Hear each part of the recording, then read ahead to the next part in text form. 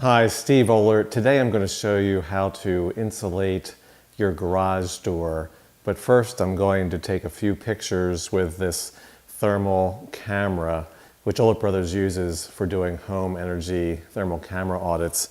It's a great way to see how cold air, or hot air, but right now it's wintertime, so cold air infiltrates your house, whether it's through doors, windows, your attic hatch, in your garage.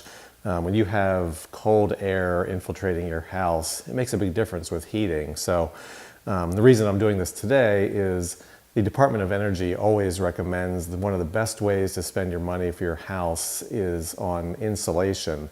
A lot of people look at the current cheapest fuel of today, and they want to change over to a different fuel. And of course, over time, whether it's 5 years or 10 years, fuel prices change, and then you have an expensive fuel that you're using for your house versus the cheap fuel of today. So instead of fuel hopping, as they call it, a great way to spend your money is insulating your house, whether it's adding insulation to your attic, whether it's weather stripping around doors, etc. So I'm going to take some pictures with a thermal camera here, and then I'll explain what we're seeing on the video.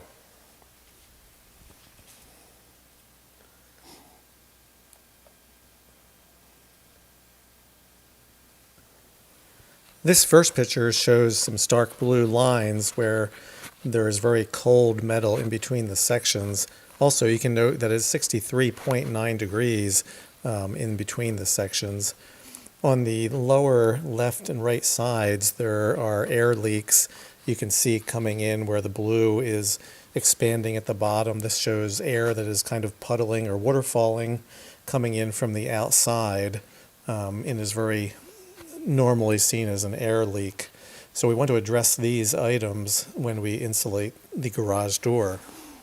What I'm using today to insulate this garage door is a pretty basic garage door insulation kit you can find at many hardware stores. This one is an R8 rating, and these kits might run from say $50 to $75, but with a garage, this garage is heated, but it doesn't really matter. A lot of garages have bedrooms above them, so if you have a lot of cold infiltrating a garage and your bedroom is right above it, you're going to get a lot of cold pushing against the bedroom. And a lot of houses don't have insulation between, say, the garage and the bedroom above it, or the rooms next to it. So whether it's a heated garage or a non-heated garage, you want to keep as much cold air from getting in to the garage, which will save, over time, over a long winter, saves a lot on heating bills. Today's temperature is about 35 degrees outside. So if you have 35 to 40 degree air pushing in around the garage, that does add up day after day. It's just like leaving a spigot on, of water, or a toilet that's not flushing correctly. That water just keeps coming in and coming in. And over the course of a month, you have a 10,000 gallon water bill. So same way with air, makes a big difference. So I'm going to start doing the insulation now, and we'll see how we make out with the thermal camera afterwards.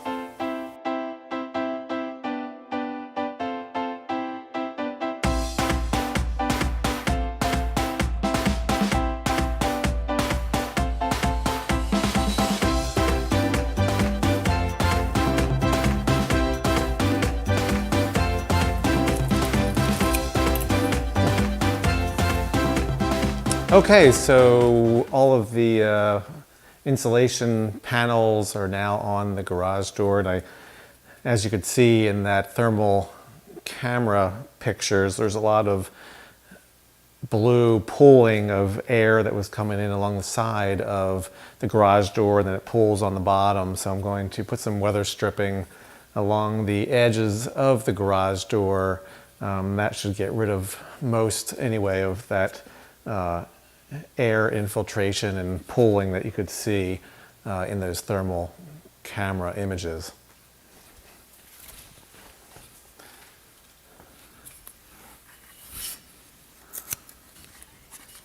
Looking at the after insulation pictures, you can see that it is now 66.4 degrees, which is a 2.5 degree improvement, which, although it's just 2.5 degrees over 24 hours a day, that makes a big difference. Also, you can see that the air infiltration on the bottom left and right of the garage door is greatly reduced, which again will help save energy and keep that cold air outside of the garage. So if you're going to do any insulation or projects around the house, consider attic insulation or weather stripping, and that'll save you on your monthly fuel usage.